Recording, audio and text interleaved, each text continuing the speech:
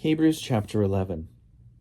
Now, faith is the assurance of things hoped for, the conviction of things not seen. Indeed, by faith our ancestors received approval. By faith we understand that the worlds were prepared by the word of God, so that what is seen was made from things that are not visible. By faith, Abel offered to God a more acceptable sacrifice than Cain's. Through this, he received approval as righteous, God himself giving approval to his gifts. He died, but through his faith he still speaks. By faith, Enoch was taken so that he did not experience death, and he was not found because God had taken him. For it was attested before he was taken away that he had pleased God. And without faith it is impossible to please him, for whoever would approach God must believe that he exists and that he rewards those who seek him. By faith, Noah, warned by God about events as yet unseen, respected the warning and built an ark to save his household. By this he condemned the world and became an heir to the righteousness that is in accordance with faith. By faith, Abraham obeyed when he was called to set out for a place that he was to receive as an inheritance. And he set out, not knowing where he was going. By faith, he stayed for a time in the land he had been promised, as in a foreign land, living in tents, as did Isaac and Jacob, who were heirs with him of the same promise. For he looked forward to the city that has foundations, whose architect and builder is God. By faith, with Sarah's involvement, he received power of procreation, even though he was too old, because he considered him faithful who had promised. Therefore, from one person, and this one as good as dead, descendants were born. As many as the stars of heaven and as the innumerable grains of sand by the seashore. All of these died in faith without having received the promises, but from a distance they saw and greeted them. They confessed that they were strangers and foreigners on the earth. For people who speak in this way make it clear that they are seeking a homeland. If they had been thinking of the land that they had left behind, they would have had opportunity to return. But as it is, they desire a better homeland, that is, a heavenly one. Therefore, God is not ashamed to be called their God. Indeed, he has prepared a city for them. By faith, Abraham, when put to the test, offered up Isaac.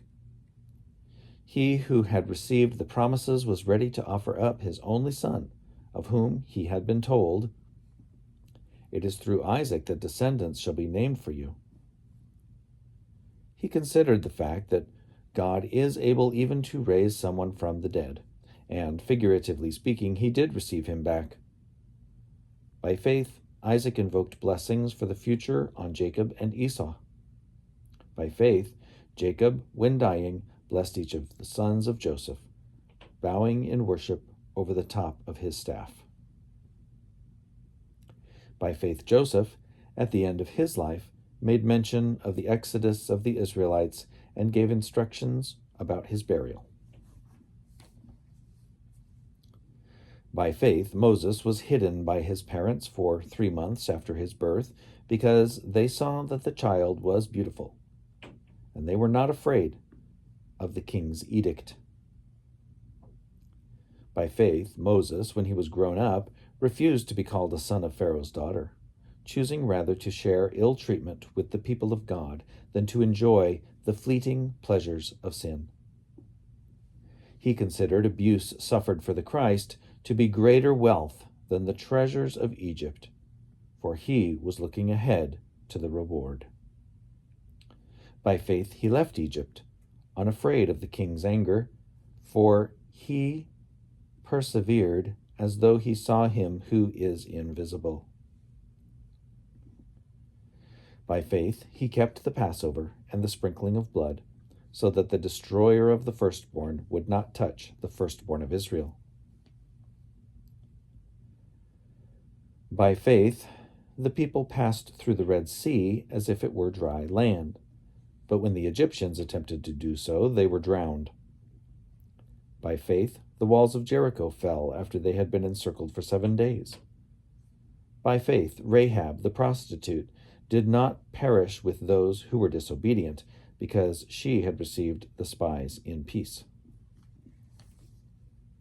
And what more should I say?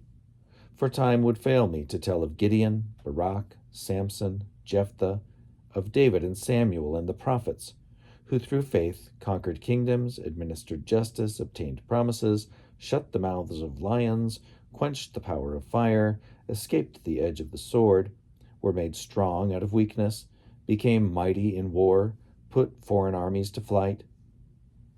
Women received their dead by resurrection. Others were tortured, refusing to accept release in order to obtain a better resurrection.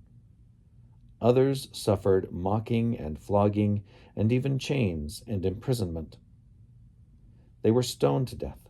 They were sawn in two. They were killed by the sword. They went about in skins of sheep and goats, destitute, persecuted, tormented, of whom the world was not worthy. They wandered in deserts and mountains and in caves and holes in the ground. Yet all these, though they were commended for their faith, did not receive what was promised, since God had provided something better, so that they would not, apart from us, be made perfect.